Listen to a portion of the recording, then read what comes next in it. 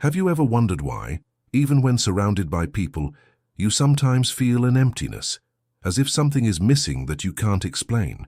It's because a human being can have everything: money, success, recognition, but if they don't feel loved, everything loses its meaning.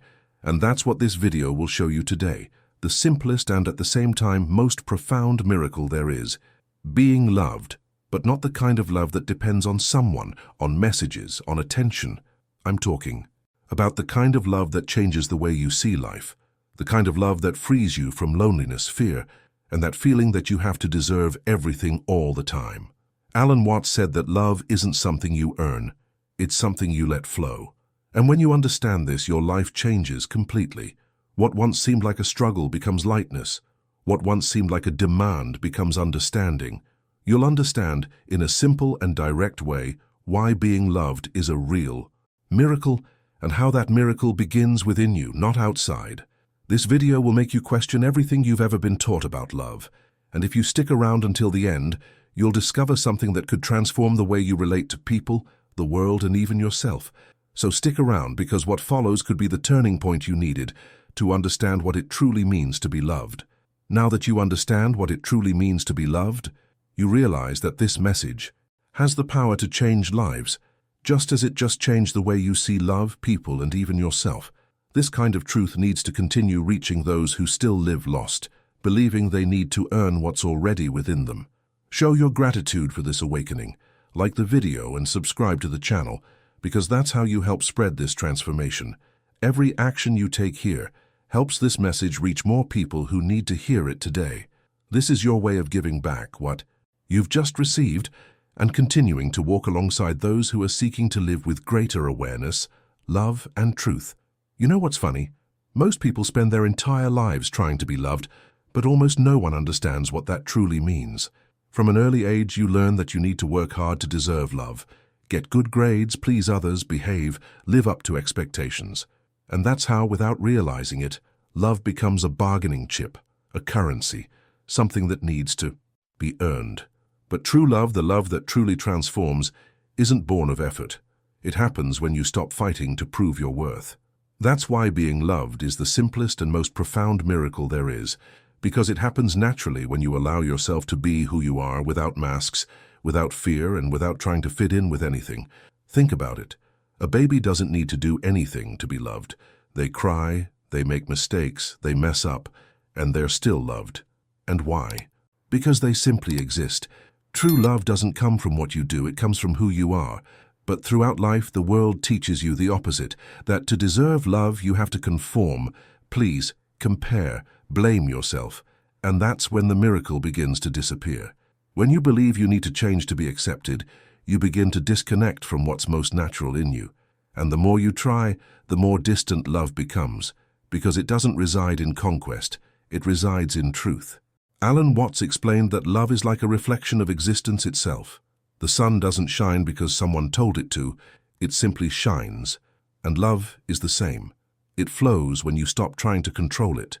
That's why, when you feel true love, not the kind full of drama, jealousy, or demands, but the calm, genuine love, you feel a peace the world can't give you. Because in that moment, you realize that love doesn't come from outside. It begins within you and spreads, as if life itself were embracing you. But do you know what else prevents people from feeling this kind of love? The rush, the constant need for validation, comparison with others, the idea that you need to be in a relationship to feel complete. How many times have you believed that being loved depended on someone choosing you? That only after being approved or accepted would you be worthy of love? This thinking is a trap. And worst of all, it's one of the most common causes of modern loneliness. Because love isn't born from lack, it's born from fulfillment. When you understand this, you stop chasing and start attracting, and that's where the true miracle happens. When you stop seeking love and start living in love. When you understand that being loved isn't about being desired, praised, or recognized, it's about being accepted. Accepted as you are, with your flaws, your stories, the parts of you that even you don't fully understand. Being loved is being seen and still being chosen. And the most amazing thing is that when you feel this, your way of looking at the world changes. You stop judging, you stop competing, and you start seeing the other person as part of you. This is what Alan Watts called unity consciousness. The moment you realize there is no me and other, there is only us.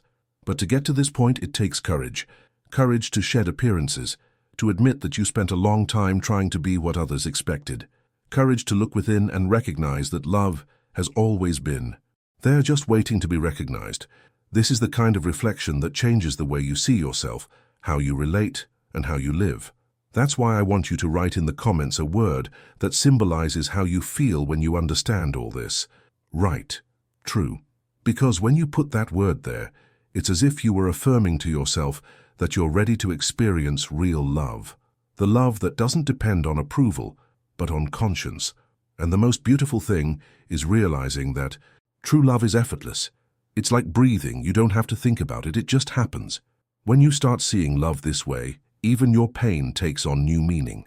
Failed relationships stop being failures and become part of your learning experience. You understand that each person who crossed your path showed you something about yourself, and that each goodbye brought you a little closer to who you truly are. Now, think about this.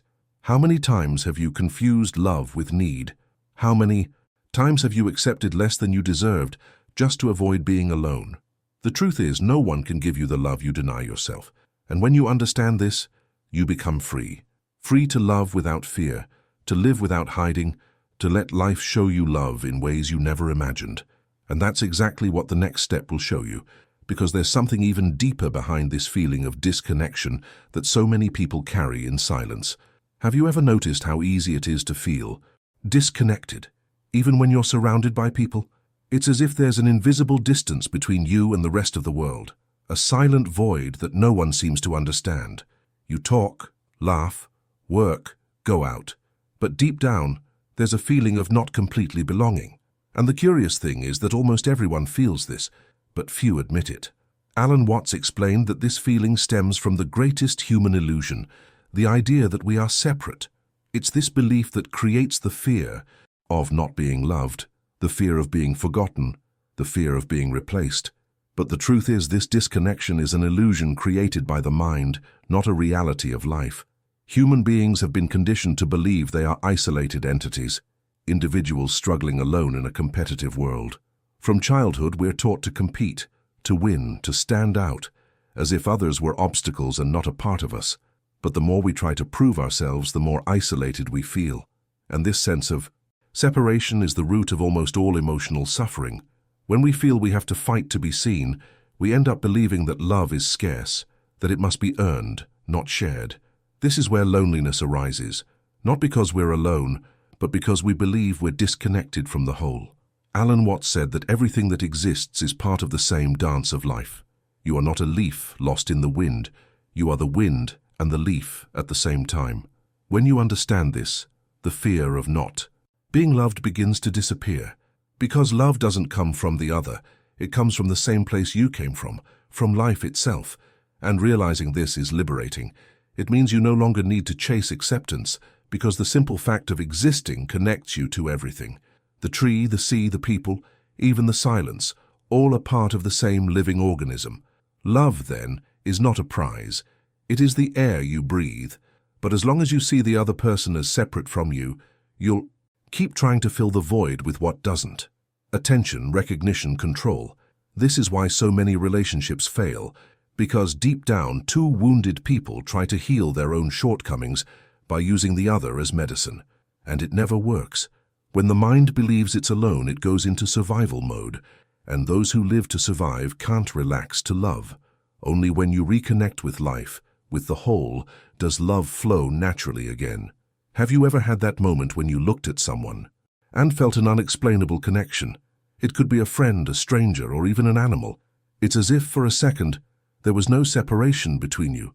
That moment is living proof that disconnection is a lie, because love doesn't depend on time, distance, or appearance. It's a profound reminder that we are all part of the same thing.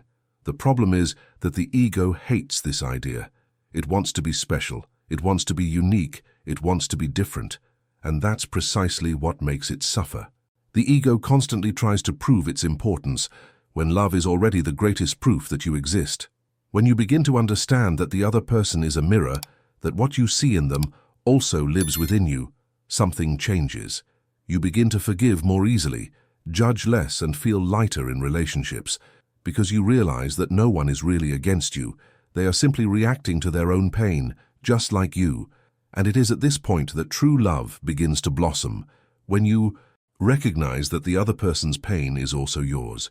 When you understand this, the world stops being a war and becomes a school. And it is precisely in this understanding that one of life's greatest secrets lies.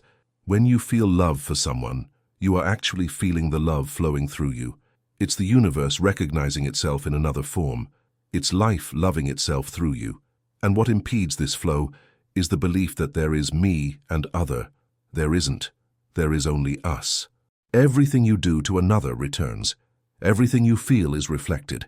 That's why true love needs no guarantees. It is free because it understands that nothing can truly be lost, since everything is connected. Now, think about it. How many times have you felt like no one understood you, when in fact you had forgotten who you were? How many times have you waited for someone to accept you, when, deep down, it was you who didn't accept yourself? This is the root of disconnection, and understanding this is the first step to truly reconnecting. So write the word in the comments, unit, to fix this in your mind. Because when you recognize unity, love stops being a search and becomes a natural state of being. But there's something even deeper to this journey. When you free yourself from the illusion of separation, you discover that love is also liberation. And that's precisely what will completely transform the way you relate to the world. The biggest mistake people make when loving is trying to hold it in, like someone trying to trap the wind in a bottle. It's the kind of behavior born of fear, fear of loss, fear of being alone, fear of not being enough. But true love doesn't mix with fear, much less with control. Love without possessing. It's one of life's hardest and at the same time most liberating lessons. Because when you understand this, you begin to realize that love and possession are opposites. Love wants to see the other person grow, while possession wants to keep them trapped. Possession suffocates, love breathes, and when you confuse the two, you end up losing what you most wanted to protect. Alan Watts said that love is like fire. If you try to hold it in your hands, it burns you. But if you feed it with the oxygen of freedom, it warms and illuminates, and that's exactly what happens when you learn to love without wanting to control. To truly love is to trust. It's to know that the other person has the right to be who they are, to change, to distance themselves, and even to make mistakes, and still continue loving, not because they deserve it, but because love is their nature. When love turns into demands, jealousy, or need, it ceases to be love and becomes emotional dependence. And dependence is the opposite of freedom. Have you ever noticed how light love becomes when you don't try to define what it should be?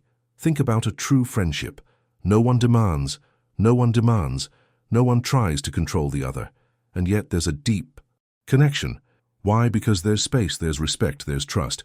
Mature love is exactly like that. It doesn't need to constantly prove its existence. It simply exists. When you love without possessing, you don't need to keep watching, comparing, or trying to change the other person to feel secure. You trust what you feel, and that's enough. But of course, this isn't easy, because the ego wants guarantees. It wants to hold on to what makes it feel good.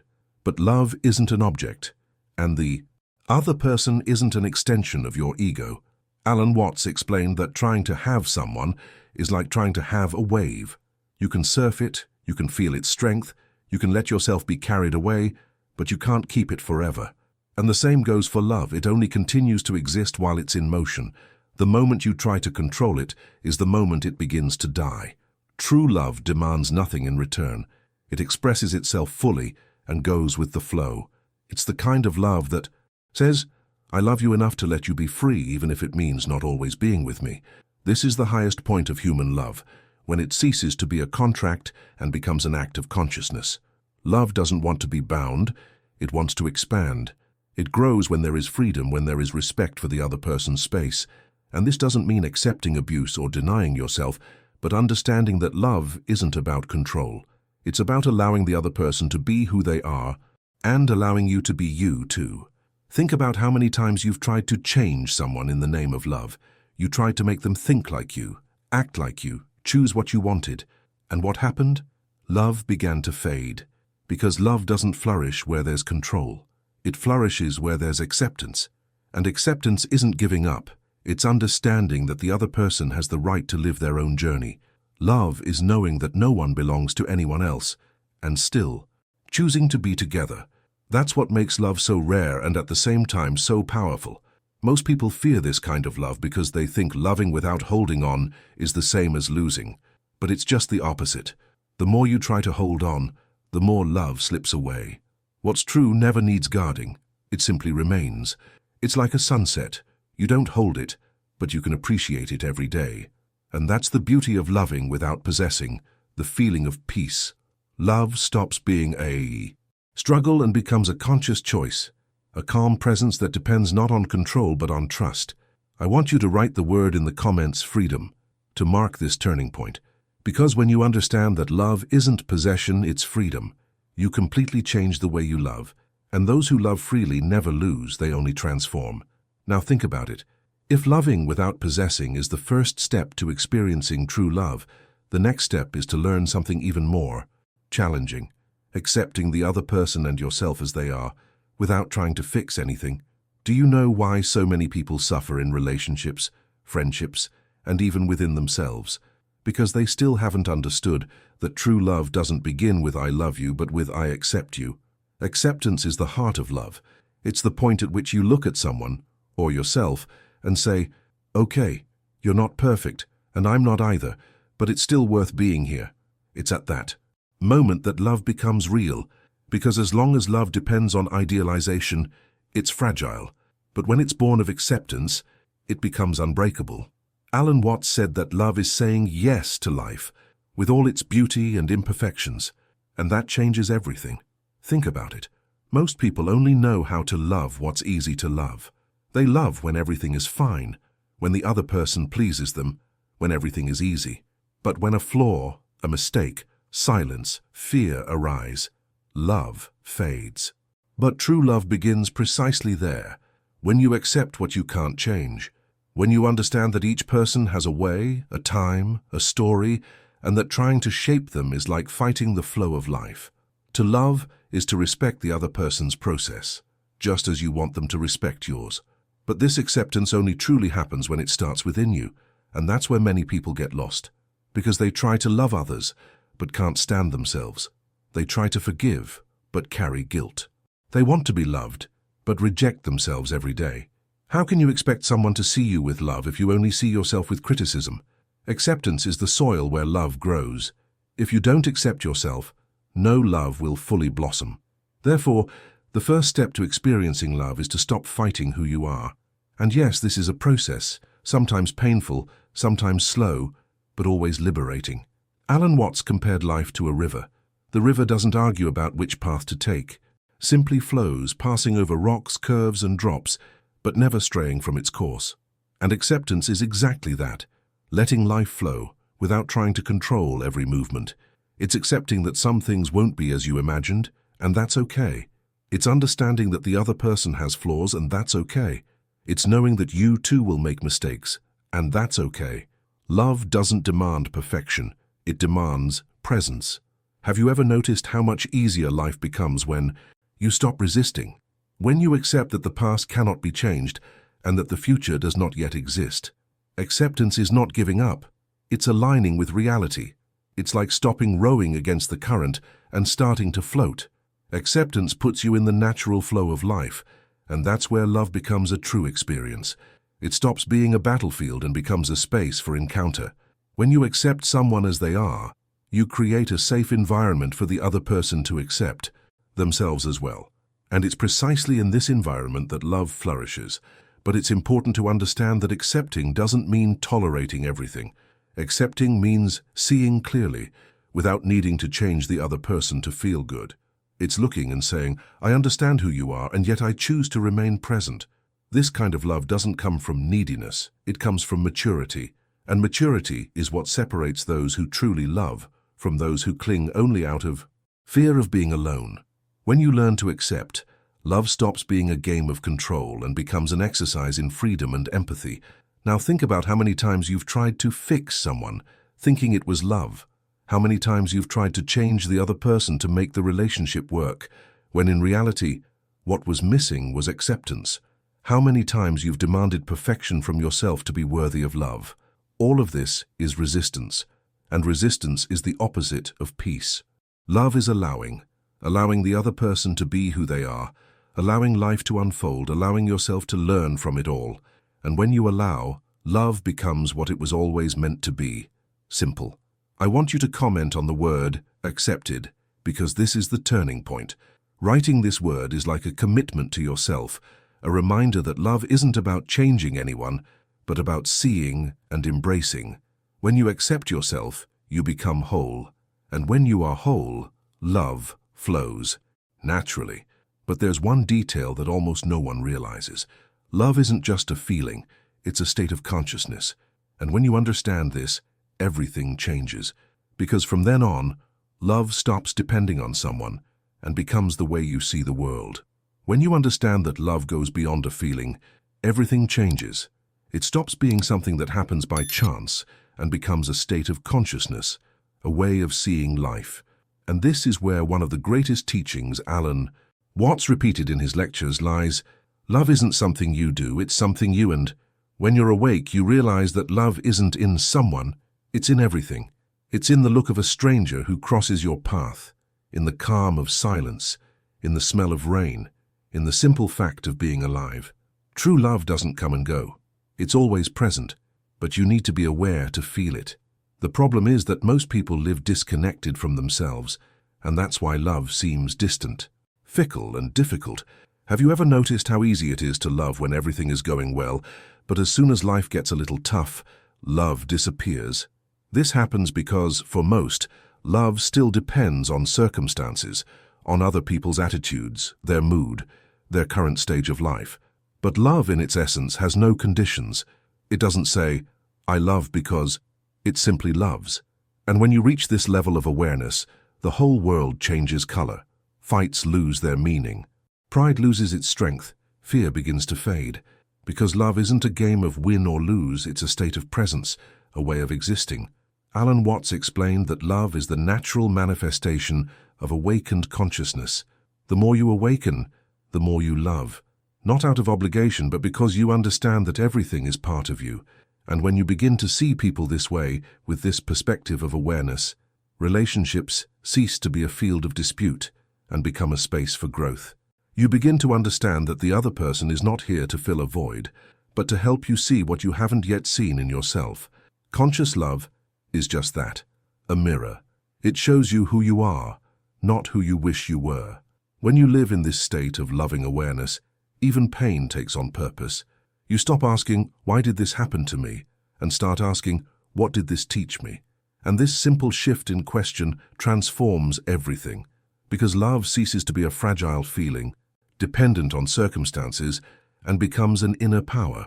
You understand that love is not a reward for something you did right, but the natural response of those who are awake to life. And this brings a peace that nothing else can offer. Love as a state of consciousness also changes the way you relate to time. You stop waiting for the right moment, the right person, the ideal condition, and begin to live the now fully. Because you understand that love is in the present. It's in the small gesture, the calm look, the simple act. Conscious love doesn't need grandiose declarations. It shows itself in actions. And most importantly, it never runs out. The more you love, the more love you have to give.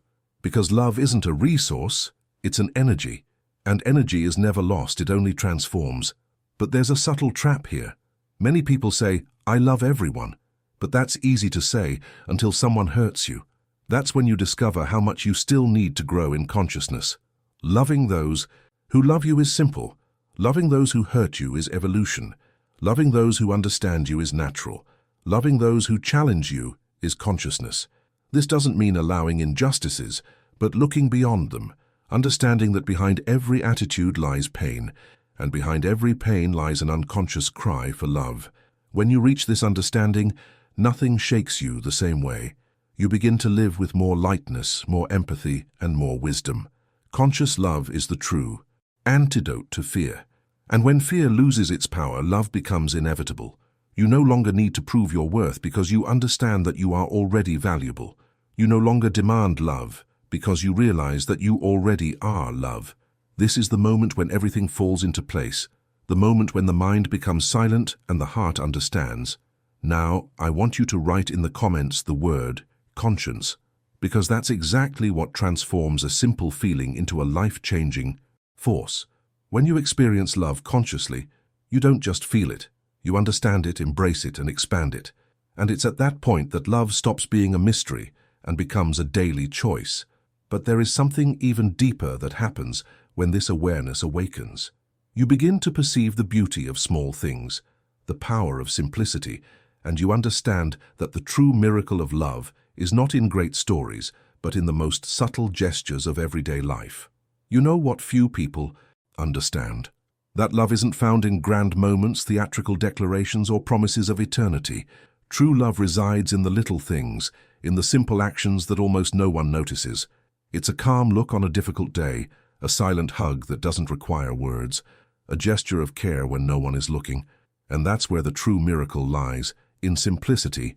Being loved is the simplest and most profound miracle there is, because it doesn't depend on grand events. It reveals itself in the details, in the presence, in the human touch that reminds you that you belong. Alan Watts said that love is the purest manifestation of life unfolding. And when you see this, you realize that love doesn't have to be grand to be true. People get lost searching for intense emotions and movie stories, but they forget that real love is found in the things that seem too small to attract attention.